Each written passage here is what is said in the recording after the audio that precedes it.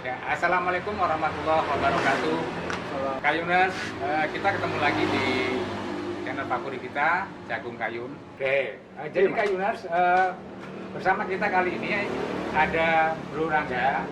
Langsung saja saya beri kesempatan untuk Bro Rangga memperkenalkan dirinya sendiri. Monggo, monggo. Gitu ya? Waduh, langsung saja kenalnya, kenal dewa. Langsung aja ngopo sih jak kenal barang Saya, iya. Iya. Harus kenalkan diri agak repot saya. Oh. Iya. Soalnya mesti akan menyangkut status, Pak. Oh, Iya. apa cek foto tak? Nah ya, statusnya jomblo atau sudah nikah ini iya, juga iya. pasti akan mempengaruhi. Oke. Kayuners, perkenalkan saya Rangga, komisioner KPU Kota Blitar yang hari ini membidangi divisi sosialisasi pendidikan pemilih dan partisipasi masyarakat serta SDM atau sumber daya manusia. Jadi secara prinsip kami dapat amanah itu sejak tahun 2019 kemarin. Nah dan kalau tadi bicara pengaruh ya, yang pengaruh paling utama itu yang kemudian saya pengaruhi adalah istri saya. Jadi jadi secara prinsip Istri ya, saya. istri saya itu yang saya pengaruhi. Apa gak kebalik tak? Dipengaruhi atau mempengaruhi? Weh. Nah, jadi secara prinsip memang kalau kita bicara tentang latar belakang ya, secara prinsip memang saya harus mengaruhi istri saya ini. Ya. Jadi bagi teman-teman yang next ke depan istilahnya yang sekarang masih jomblo atau apa mau berkeluarga, nah, itu di samping seseorang yang hebat itu harus terdapat istri yang kuat. Terutama apa? Karena kalau kita bicara tentang kerja di KPU, kita harus kerja penuh waktu. Jadi saya biasa pulang itu jam 12 malam, jam 1 pagi, jam 2 dini hari, itu ya harus terbiasa seperti itu keluarga. Lah itu yang kemudian disebutkan tadi oleh Kang Dian ini tadi berkaitan dengan ini orang yang paling berpengaruh. Ya berpengaruh di keluarga jelas. Oke, kan begini juga ya. Perlu catat. Istri yang kuat, inget ya, istri yang kuat. Jomblo si konco kayun apa? Jagung kayun ini hati-hati. Jomblo itu harus punya nanti kedepannya harus istri yang kuat karena kita tahu buktinya. Istri yang kuat menghasilkan pribadi yang luar biasa. Ngono kuwi lho, Mas. Masuk. Nah, kita perlu tahu dulu maksudnya komisioner itu apa? Nah, dalam kedudukannya di struktur KPU Kota ini bagaimana sih? Apakah masing-masing orang di KPU itu semua merupakan komisioner? Ataukah komisioner itu mengepalai satu bidang tertentu dengan beberapa staf di bawahnya? Itu pertama. Karena gini, tak kira ki komisioner iki sing duwe KPU. Oke. Ternyata keuangnya, apa dibagi-bagi atau apa ya? Ya. Nanti Ya. dijelaskan. Iya, Mas. Oke. Jadi gini, struktur di KPU itu kalau sedang ada tahapan seperti sekarang ini karena tahapan belum selesai ya, kita nunggu nanti ada beberapa yang kemudian istilahnya masih kita evaluasi. Nah ini kalau ada tahapan seperti pilih wali kota Blitar itu ada 4 struktur yang kemudian ada di KPU Kota Blitar. Yang pertama itu komisioner, tadi betul yang disebutkan bahwa dibagi-bagi, ada yang membidangi divisi keuangan umum logistik, ada yang membidangi perencanaan data dan informasi, ada yang membidangi tentang hukum dan pengawasan, ada yang membidangi teknis penyelenggaraan, dan kebetulan saya sendiri di divisi Sosdikli Farmas dan SDM, sosialisasi pendidikan pemilih partisipasi masyarakat dan SDM. Nah kalau di dalam regulasi atau dalam undang-undang itu komisioner itu ya anggota. Jadi anggota KPU itu ada 5 kalau di tiap kota kabupaten. Kalau di provinsi nanti ada 7, di KPU RI itu ada 7. Kalau di Kota Blitar kita ada 5. Nah posisinya anggota itu. 5 itu di bawah ketua KPU Kota Blitar. Enggak ada, kita kolektif kolegial. Kolektif-kolegial. Jadi Oke. sifatnya kolektif kolegial itu rata, ya. Jadi semuanya yang menentukan keputusan yang harus dijalankan itu lewat mekanisme rapat. Jadi tidak ada yang dominan antara satu dengan yang lain. Nah, Oke. di bawah anggota atau yang disebut dengan komisioner tadi itu ada yang namanya sekretariat KPU. Nah, sekretariat KPU itu kalau di Kota Blitar itu ada 3 tipe. Sekretariat ASN KPU RI atau kita biasa menyebut organik. Lalu kemudian ASN yang dari Pemda, masih ada bantuan dari Pemda. Lalu kemudian yang terakhir adalah tenaga kontrak dan mendukung. Oke. Nah, jadi sifatnya dia akan ada pembaruan kontrak setiap tahunnya dan biasanya kalau ada tenaga pendukung itu di tiap-tiap tahapan. Oke. Nah, jadi kalau ibaratnya di keluarga besar KPU Kota Blitar jumlahnya ada sekitar 32. Nah, tapi komisionernya ada 5. Nah, komisioner itu apa? Ya anggota. Ada 1 yang kemudian itu kita pasrahkan menjadi ketua. Nah, tapi sifatnya kolektif kolegial, nggak bisa ketua memerintah A, ketua memerintah B, karena perintah itu hanya bisa melalui rapat pleno. Oke. Jelas ya, Yan? Jelas ya. Jadi ternyata, saya baru tahu ternyata yang organik itu tidak hanya sayuran, jadi KPU juga ada organiknya juga. Itu luar biasa. Ada anorganiknya juga ya. Ada. Seperti apa ya? Kadar atau katakanlah indikator kesuksesan sebuah pilkada itu? Ya. Jadi yang pertama, indikator kesuksesan itu adalah dalam konteks partisipasi masyarakat. Alhamdulillah, Kota Blitar itu mendapatkan partisipasi masyarakat kedua tertinggi se Jawa Timur. Nah, ini perlu tepuk tangan kita ya. Jadi alhamdulillah sekitar 77 ya, 0,8% atau sekitar 90.908 pemilih dari total 114.890 pemilih yang terdaftar itu datang ke TPS. Oke. Itu jadi indikatornya banyak nih yang datang ke TPS, walaupun ini ngerti sendiri pandemi Pak. Ya, ya. Kita sempat pesimis saat itu, datang nggak ya orang-orang ke TPS ya, jangan-jangan takut ada penularan dan sebagainya. Ternyata animo masyarakat cukup besar, sangat besar sekali. Nah, indikator yang kedua kesuksesan adalah bagaimana kita bisa mengemas pemilihan itu sesuai dengan ketentuan regulasi yang ada. Jadi alhamdulillah KPU Kota Blitar juga mendapatkan penghargaan itu pengelolaan produk hukum terbaik ketiga se Jawa Timur. Wow. Jadi sudah dapat Parmas tertinggi kedua, lalu kemudian kita dapat pengelolaan produk hukum tadi itu kita juga dapat juara 3. Nah yang ketiga itu adalah bagaimana pengelolaan logistik bisa tersampaikan dengan baik. Contohnya kotak suara, surat suara itu kemudian tidak telat datang ke TPS, tidak ada yang kekurangan, tidak ada yang kemudian itu secara spesifik kok, oh masih ada yang rusak kok, kemudian masih jadi waktu sortir itu sudah kita bereskan semua. Bahkan 1 hari sebelum coblosan itu sudah kita musnahkan.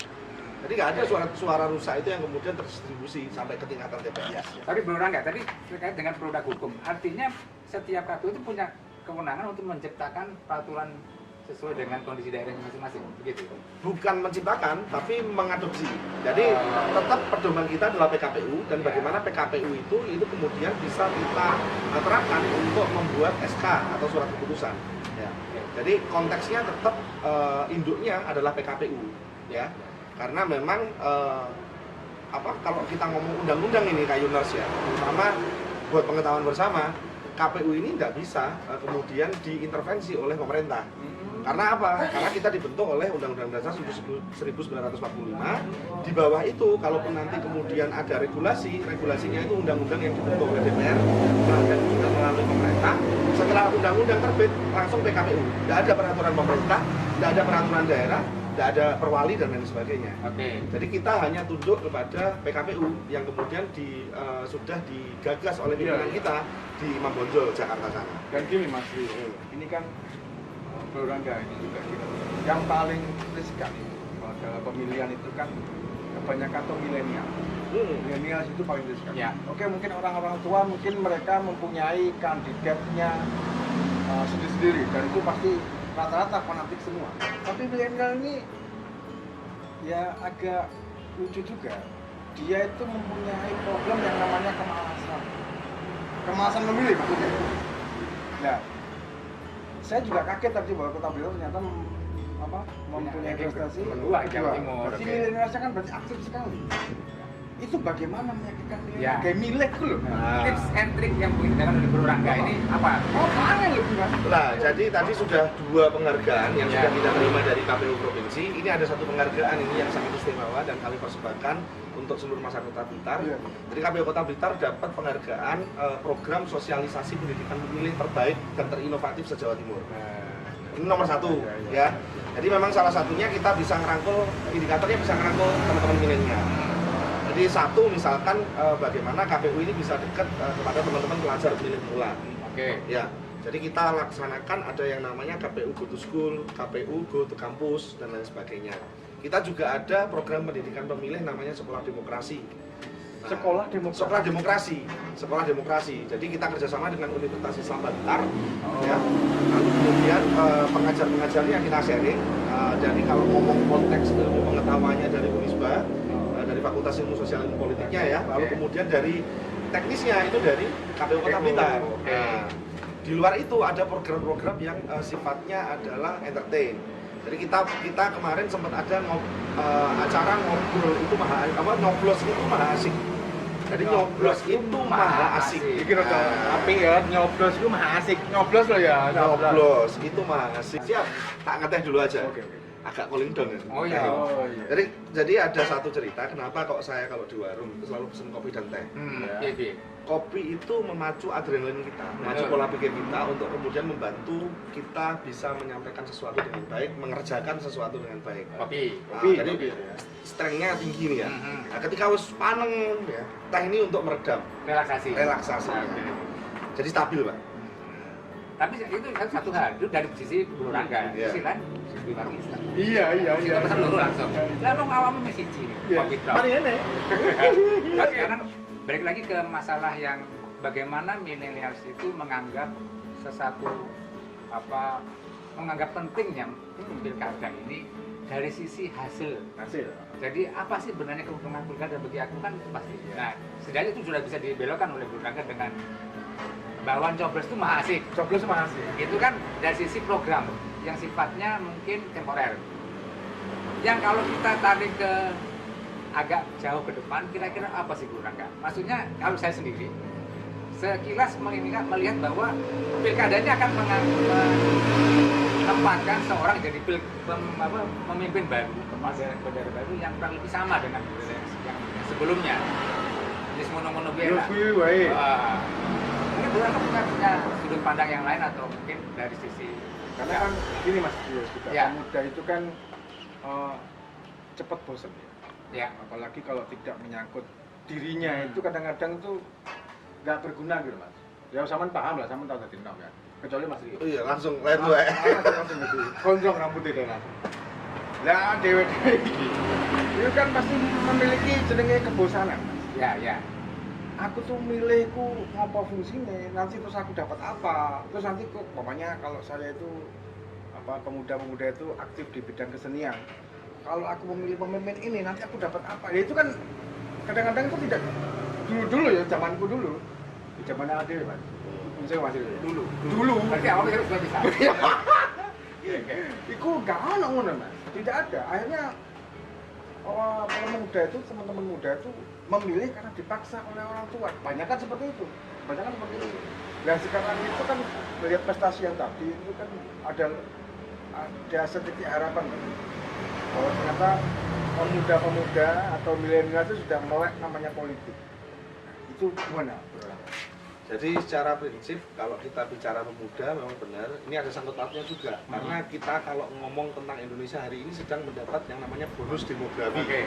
Ya, bonus demografi. Jadi jumlah usia produktif, usia muda ini sekarang lebih banyak daripada yang sifat sepuh yang kurang produktif lah bahasa usia kurang produktif. Dan dalam konteks hari ini anak muda benar sekali seperti katanya lagunya Slang ini Pak. Jadi ada salah satu lagu Slang itu yang liriknya itu beri kami ruang, jangan cuma uang. Nah, ini yang menarik karena anak muda ini sebenarnya butuh lagi ruang Pak, mengaktualisasi dirinya karena cacah saiki yo pengennya ngeksis. Ya. Cacah saiki pengennya ngeksis. Nah, karena dari eksis itu dia menandakan bahwa dia ada. Ya. Yang membedakan antara manusia dengan selain manusia itu adalah ketika dia ada. Keberadaan. Nah, kalau Ya. beliau ini kan mungkin kita lihat antara ada dan tiada. Nah, lebih banyak tiadanya. Corone makhluk lain. Nah, digosok sama botol baru metu ya. Oh enggak ya Mas ya? Oh, Enggak itu ya. ya jin botol. Nah, Oke. Lanjut aja. jadi kalau kita bicara tentang bagaimana memberikan ruang kepada Ya. anak-anak muda dan ketika kita melihat dari dampak memilih, pastinya pemilih itu harus tahu memilih seorang pemimpin itu harus berdasarkan visi misi. Berdasarkan visi misi. Nah, ojo sampai milih karena mek gur 20.000. Ya. Mek gur 30.000, 40.000, 50.000, 100.000. Bayangkan aja kalau 100.000 itu kemudian milih, ya kan? Maka misalkan 5 tahun, 1 tahunnya berarti cuma dapat 20.000. 20.000 itu dibagi 12, satu bulannya cuma kurang lebih 1.666. Rego harga dari seorang muda tidak semurah gue. Iya. Jadi Gitu kalau- relaksa. Ya kadang nggak nutut loh. Itu Kalau nggak dibagi- permennya nggak? Kalau dibagi 30 lagi, itu 50 kurang lah. Ya Allah. Ya kan 50 kurang. Oke. Jadi secara prinsip memang kalau kita melihat antusiasme masyarakat untuk datang ke TPS ini berbanding lurus dengan kontestasi para calon saat itu yang menawarkan visi-visi lebih bagus, terutama di Kota Blitar. Nah kebetulan karena di negara kita visi misi presiden, visi misi calon presiden, visi misi calon gubernur, visi misi calon wali kota, visi misi calon bupati, Ya. itu akan menjadi dasar ketika nanti bupati, presiden, wali kota, gubernur itu terpilih sebagai rencana pembangunan jangka menengah 5 tahun ke depan. Nah, Jadi kalau duluan kita mengenal GBHN, nah sekarang itu jadi gantinya Iya. rencana pembangunan jangka panjang dan menengah iya betul. GCPM. Jadi sekarang itu mungkin ya aku seneng ya karena ternyata tidak lagi tergantung dengan 20.000. Nah, Pemuda tidak tergantung dengan 20.000. Bayangin sing 20.000 itu harga dirinya berapa satu harinya gitu. Berarti kan sangat murah sekali. Nah, sekarang sudah mau memilih dan sudah mau tahu, oh ini pemilihku ya kan. Visi misinya harus jelas dan lain-lain. Bro Rangga bisa nggak kira-kira menjamin? Ya aku nggak mau menjamin ya karena susah juga. Atau sebenarnya begini, Gini maksudnya gini, menjamin bahwa untuk tahun ini pemuda sangat aktif sekali. Untuk tahun berikutnya bagaimana? saya 2024. Ya 2024, karena itu signifikan sekali loh. Ya kan ada pemilihan bareng-bareng. Langsung ya. Jadi secara prinsip kalau kita ngomongin 2024 yang lagi rame ini ya. Jadi kalau nggak salah kemarin wakil rakyat kita yang ada di DPR ini sudah memutuskan untuk menghentikan pembahasan RUU Pemilu. Jadi berkaitan dengan regulasi Kayuners, perlu kita ketahui bersama ini bahwa ada 2 undang-undang ini yang kemudian mengatur pemilu dan pemilihan. Kalau pemilu itu ada pilpres, ada pemilihan DPR, ada pemilihan DPD. Kalau pemilihan itu adalah pemilihan bupati atau pemilihan kepala daerah atau pemilihan wali kota, pemilihan bupati. Jadi kalau ada regulasi berkaitan dengan pemilihan bupati, wali kota, lalu kemudian gubernur, ya, itu kita menggunakan Undang-Undang Nomor 10 Tahun 2016. Yang kemudian terakhir kali diperbarui melalui Undang-Undang Nomor 6 Tahun 2020. Nah, kalau kemudian di rezim pemilu kita pakai Undang-Undang Nomor 7 Tahun 2017. Jadi rencana DPR ini mau gabung semua, gitu loh kemarin itu. Nah, mau dinamakan pemilu nasional dan pemilu lokal. Akhirnya kemudian dihentikan dan karena ada deadlock di situ. Sehingga yang kemudian masih berlaku hari ini semuanya nanti akan dilaksanakan bersamaan di 2024. Tapi kemungkinan besar kok tidak dalam kurun waktu yang sama. Kalau kurun waktu yang sama, pengalaman di pemilu 2019 itu bisa kurang lebih orang 2 hari Pak rekapnya Pak tanpa tidur. Itu yang menjadikan banyak pertimbangan ya. Nah, Jadi harga yang dibayar itu mungkin mahal.